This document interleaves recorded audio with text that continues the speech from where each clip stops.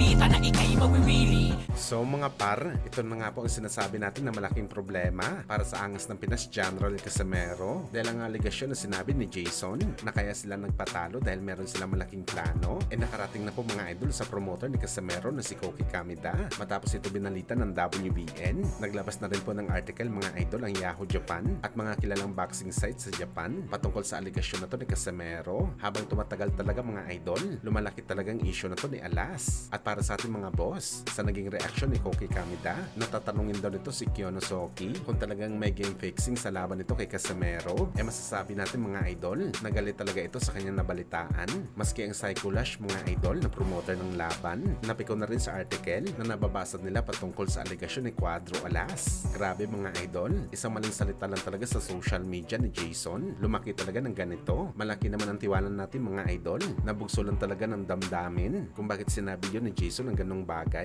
Dahil masakit ang pagkatalo nila sa laban. Na halos 8 taon na hindi natatalo si Casimero. Tapos na-upset lang ito kay Kamida. Kaya hindi talaga mawawala mga idol ang konting excuses matapos matalo. Pero nagdulot naman ito ng malaking problema. Gayon pa man mga idol, tiwala naman tayo na magpapaliwanag naman ng Team Casimero sa bagay na to. Ang tanong lang talaga dito mga boss, magbabago kayang aligasyon ni Koki Kamida na paglabanin si Casimero sa December sa kabila ng malaking issue na kinakaharap nito sa game fixing? Yan ang abangan natin mga boss.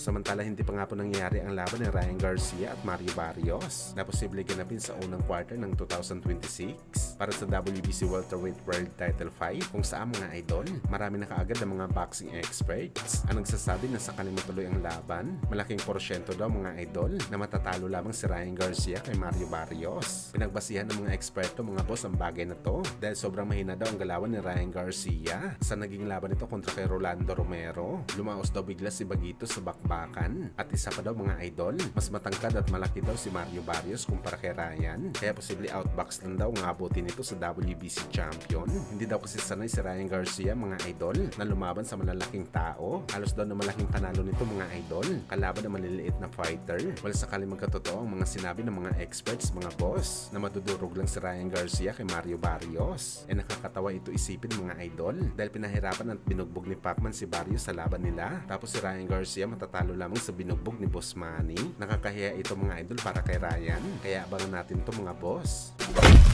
Samantalang ating Filipino Flash Nonito Donaire Jr. dumating na sa Pilipinas para sa kanyang training camp ahead sa laban nito kay Seiya Tsutsumi nagaganapin sa December 17 sa Japan, kung saan mga idol wala na naksaya na panahon si Flash. Sumaba kaagad dito sa training kahit binabagyong Omega Gym. Napaka-importante kasi ang laban na to para kay Flash dahil dito nakasalalay mga idol kung babasag ulit ito ng record bilang pinakamatandang kampiyon sa bantamweight. Kaya suportahan natin ang laban ni Flash mga idol. Ang panalo niya mga boss, history para sa ating bansa sa Pilipinas.